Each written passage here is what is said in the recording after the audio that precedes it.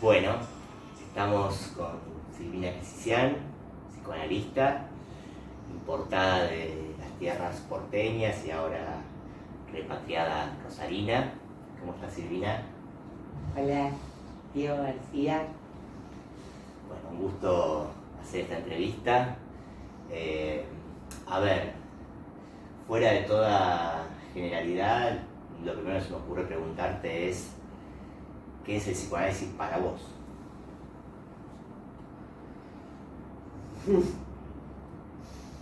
Sin tentempié. Vamos directo al hueso. Sí.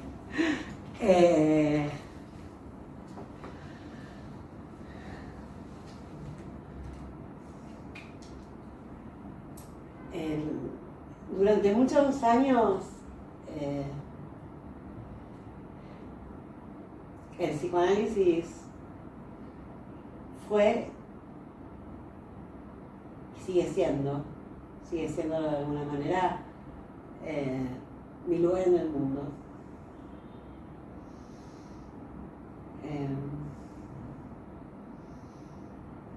Sí, el psicoanálisis es mi lugar en el mundo. ¿Y cómo fue que te encontraste con el psicoanálisis o quizá habría que decir cómo el psicoanálisis te encontró? Vos sabés que es una... En esto que, ¿no? Tanto hablamos los analistas del encuentro o del desencuentro que invita a esa repetición, aún así a mí me gusta hablar de encuentro, como te dije a vos alguna vez que celebraba los buenos encuentros. Uh-huh. Cuando te conocí en el conversadero. En realidad sí, fue un encuentro. Yo había, sin saber muy bien por qué, digamos que porque quería estudiar algo, no sabía si derecho, si psicología, o no me acuerdo cuál era, había una tercera opción que ya no recuerdo. Y bueno, finalmente me anoté en psicología y en primer año me encontré con los textos de Freud. A partir de ese momento podría decir que hubo un nuevo nacimiento, ¿no? Como que nació una nueva Silvina. Y en ese encuentro, que vos sabés que no recuerdo cuál era el texto que estaba leyendo de Freud, pero sí recuerdo lo que se me cruzó por la mente. Y fue algo así como que si eso no era la verdad tenía que ver con algo de eso. Fue el encuentro con los textos de Freud, donde yo estaba absolutamente sorprendida y conmovida porque leía en sus textos, encontraba el interlocutor que hasta ese momento no había conocido. Algo así como que Freud ponía en palabras, por supuesto que muchas más, pero algunas de las cosas que tantas veces había pensado y que de un pensamiento que no encontraba eco, ¿no? en mi casa, digamos. Entonces, ante esa soledad, el encuentro con Freud fue absolutamente conmovedor para mí en ese sentido.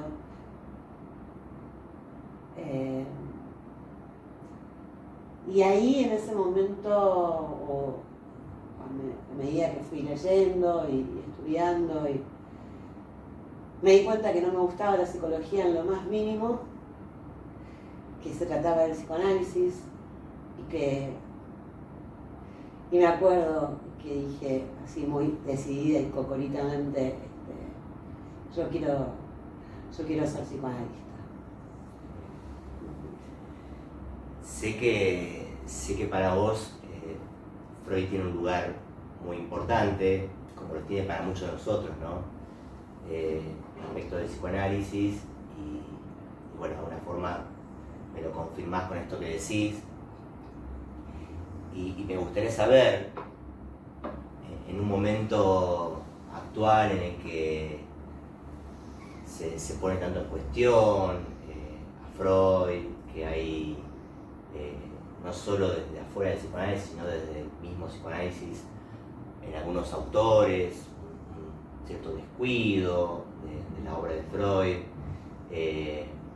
si sigue siendo para vos esa verdad que encontraste en aquel primer momento al día de hoy. Qué interesante, qué linda pregunta.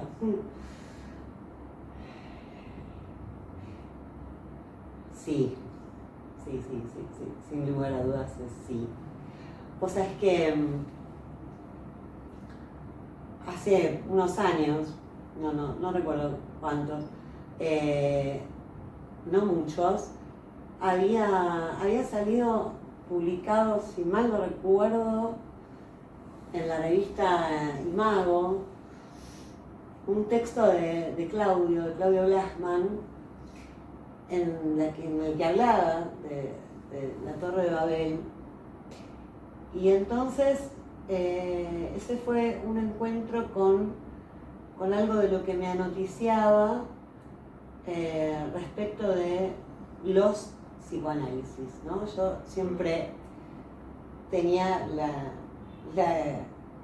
la ilusión de un psicoanálisis, como que no podía haber dos psicoanálisis. Un psicoanálisis.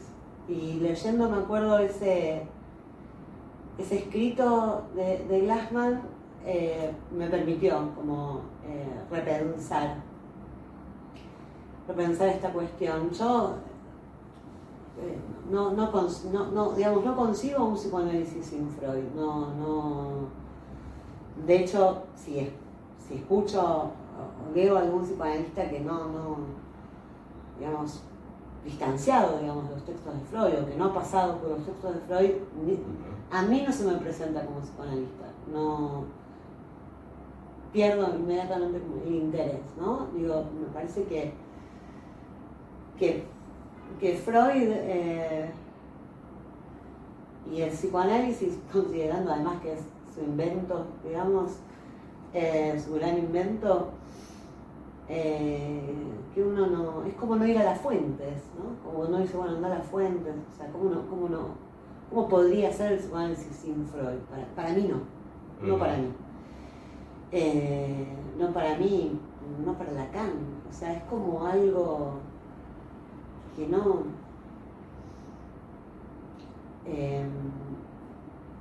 si está el inconsciente, el descubrimiento del inconsciente de Freud, ese ceder la palabra, ese déjeme hablar, ¿no? Con que lo increpa a Freud, ese lugar al detalle, esa psicopatología de la vida cotidiana,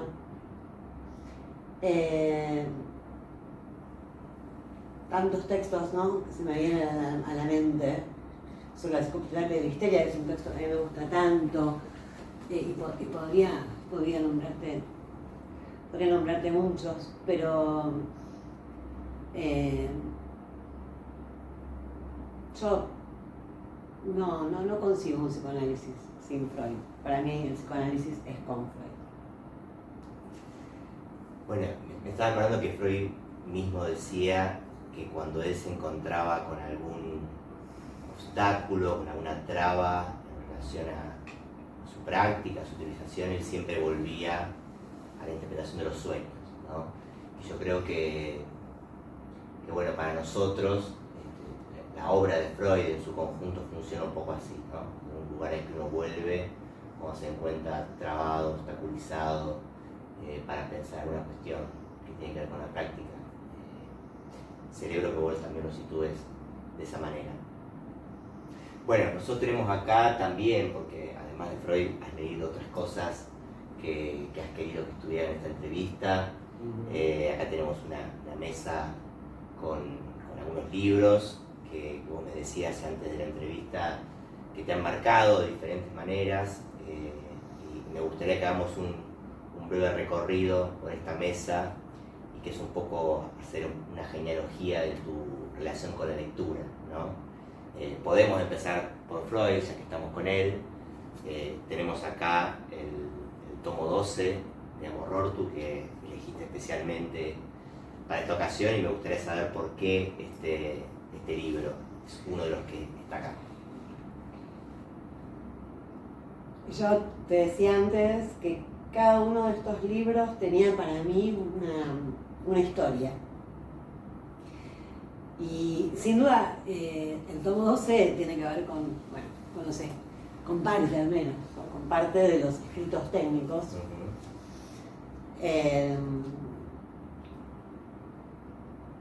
Un tema, yo no sé si esto alguna vez lo hemos hablado, entre tantas cosas que compartimos y hablamos, pero durante muchos años, una pregunta que me ocupó en mi investigación psicoanalítica tuvo que ver con de qué se trata el lugar del analista. Esto fue durante muchos años mi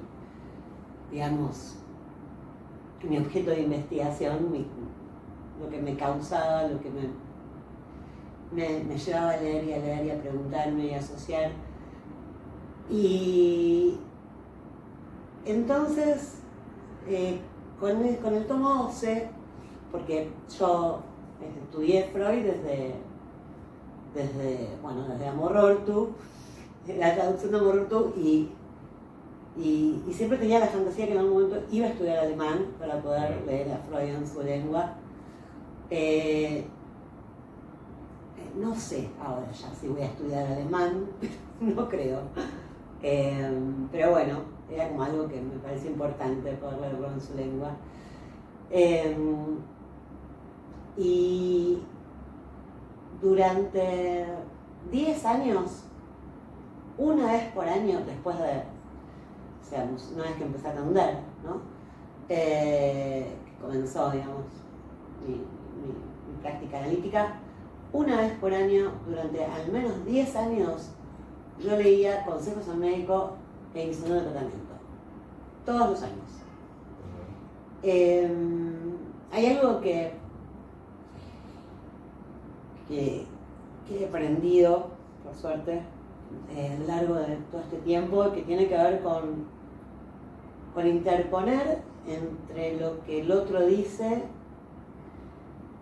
y yo un signo de pregunta, ¿no? Siempre digo eso, y siempre lo digo, la conciencia de que digo siempre, pues tiene que ver con una posición, tiene que ver con la posición de libertad, de la libertad de preguntarme, de la libertad de escuchar, de la libertad de elegir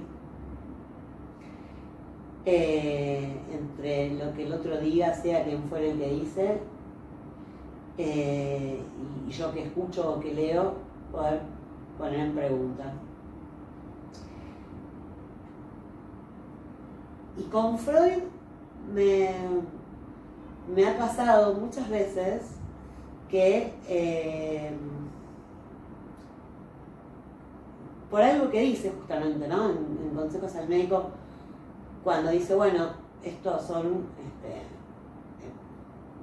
como que esto no pretendía ser, estos consejos no pretendían ser una imposición ni una regla general. Él cuenta lo que a él le funcionó, digamos, y que bueno, que después cada uno hará la técnica a su medida. Aunque dice Freud, bueno, algunos no lo siguen solo por la manera de llevar la contra, ¿no? Dice algo así Freud. Y a mí me quedó esa frase. Entonces, a medida que... Yo digo algo que no sé si es un neologismo, pero yo digo que a medida que avanza el análisis de uno, a medida que uno va a su vez analizando a otros, o propiciando que otros se analicen, es como que se van ensanchando los límites de escuchabilidad. Y en ese devenir, y en ese devenir analista, y en ese trabajo, cuando necesitaba seguir a alguien, ¿no? En el sentido de, no es lo mismo el tú eres el que me seguirás, tú eres el que me seguirá. En esa elección de seguir a alguien, yo seguía a Freud. Y hacía como él. Por ejemplo, en lo que tiene que ver fundamentalmente con aspectos de la técnica psicoanalítica, como la atención flotante, la enunciación de la regla fundamental, el no tomar notas durante la sesión. Eso lo tomé directamente de Freud y lo seguí.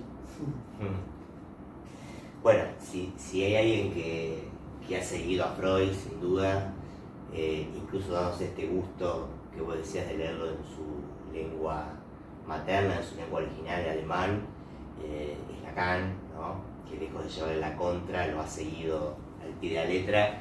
Y acá tenemos, bueno, en esta ocasión, el seminario 6, el deseo y su interpretación, que también elegiste para que estuviera entre estos libros. Y me gustaría que nos cuentes por qué este seminario en particular. Recién cuando te escuchaba en relación al Lacan, lector de Freud, yo creo que Lacan ha sido el mejor lector de Freud. Vos sabés que muchas veces, y creo que es una fantasía que al menos, no voy a decir todos, porque estamos más en relación al no todos, ni no todos, pero que a muchos analistas se nos cruza, ¿no? La pregunta es, ¿cómo se hubieran llevado Freud y Lacan? Sí, recuerdo que incluso fantaseamos alguna vez, quizá lo hagamos, sí, quizá lo hagamos, de hacer un libro ficcional sobre un intercambio epistolar de Freud y Lacan, ¿no? Me encantaría. Es como, que es una pregunta que tuve muchas veces, ¿no? ¿Cómo se hubieran llevado? Y la verdad no sé, nunca llego a una, o sea, llevo a distintas respuestas, supuestas todas, por supuesto. Pero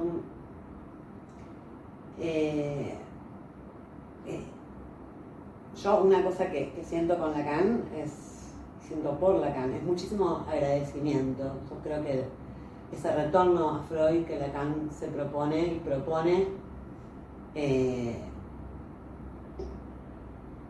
permitió que yo también me pudiera encontrar con el psicoanálisis, con Freud.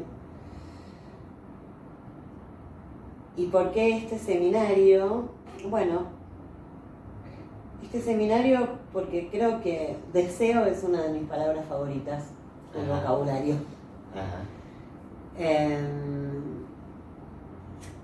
Y sí, creo que sí, podría decirte que es una de mis palabras favoritas.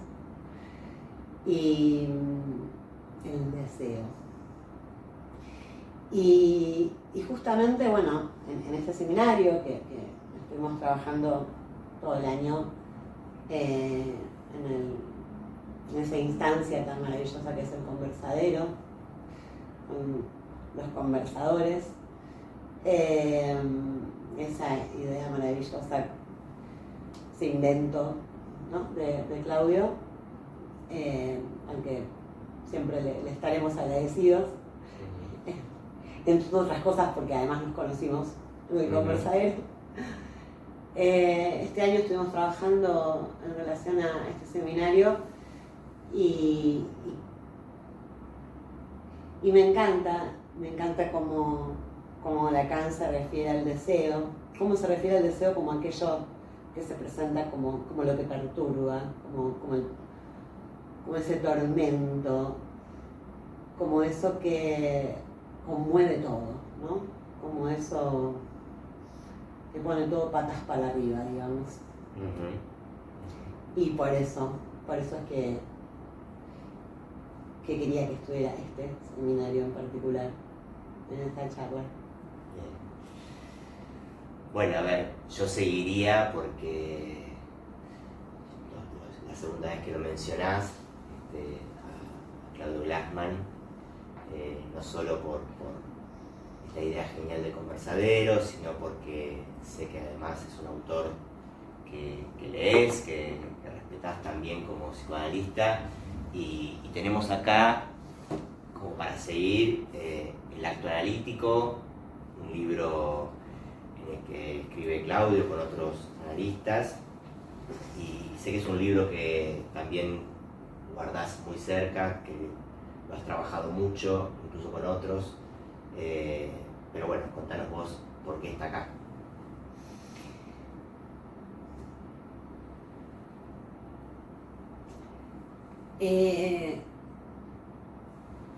Este libro, que es cierto, que es de Claudio Glassman y otros psicoanalistas, pero bueno, yo particularmente la verdad es que lo compré de hecho lo tengo dedicado, tengo dedicatoria, la dedicatoria de Glassman. Este libro lo compré por él, en realidad, porque a mí me gusta mucho. Digamos que hay una coincidencia en muchos puntos en relación a una posición clínica. Y hay algo que a mí me encanta particularmente de Claudio, que es su precioso estilo de escritura. Me gusta mucho leerlo y él lo sabe, digo, esto. Y este libro, El acto analítico, que la verdad es que lo recomiendo, lo trabajé en un grupo de estudio durante 3 años, lo terminamos en este año, ese texto, el texto de Claudio. Durante 3 años nos permitió, es un texto que abre no solo a la clínica, ¿no?, sino a referencias, articulaciones, tiene mucho, tiene un valor clínico genial. Tiene fragmentos de una cita, que no se las voy a spoilear para que puedan leer el libro, pero hay una cita maravillosa, por ejemplo, ¿no? Me viene solamente de Pessoa, que es genial, y la última parte del texto particularmente trata algo muy interesante que tiene que ver con la inhibición, ¿no? Y el abordaje de la inhibición en relación a los análisis. La inhibición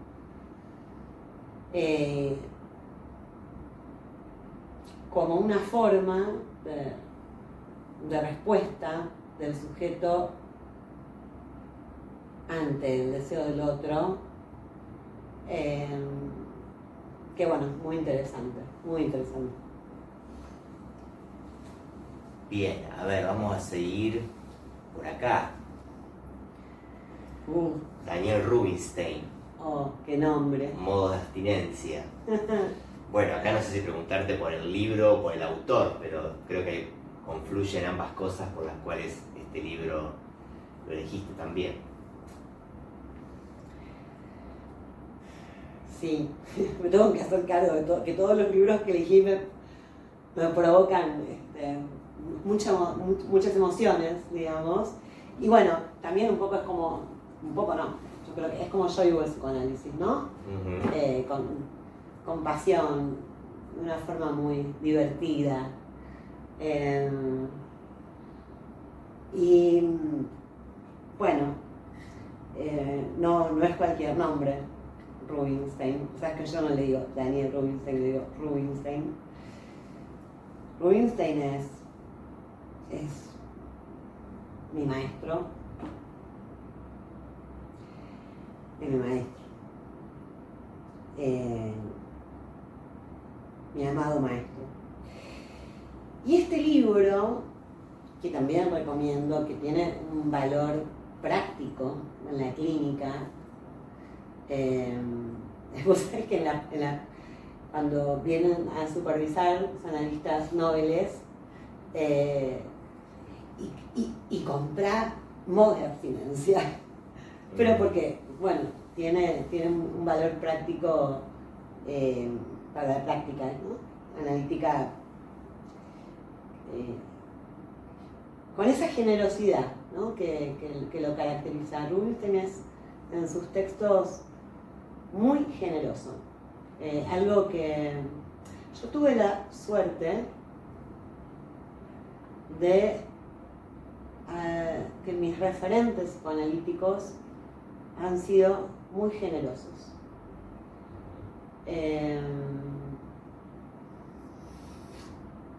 Y él es muy generoso en sus textos, con la enseñanza, con la transmisión.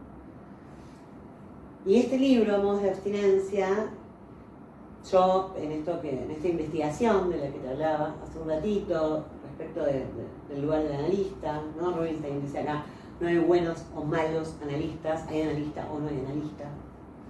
Es un lugar que se ocupa o no se ocupa. Yo venía con todo esto y de repente paso por Letra Viva y así, tipo al modo del goce místico de Lacan, paso por Letra Viva y veo en la vidriera este libro y tuve una hermosa sensación, que por supuesto es una sensación, de que ese libro había sido escrito para mí. Y bueno, me hace pensar en esto que Umberto Eco, que es un autor que me gusta mucho y que he leído mucho, habla de la relación entre el autor y el lector, ¿no? Digo, a veces se da esta cosa donde pareciera que uno le interroga, ¿no? Uno está leyendo, interroga al autor e inmediatamente después de ese párrafo, en el párrafo siguiente, contesta esa pregunta el autor. Eso es increíble. Y bueno, todos los lectores,